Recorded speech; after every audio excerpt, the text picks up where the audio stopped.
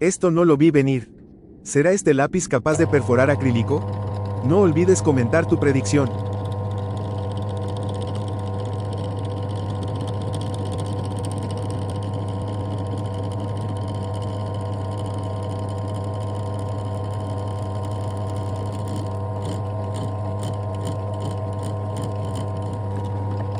El único que sufrió esta vez fue el lápiz.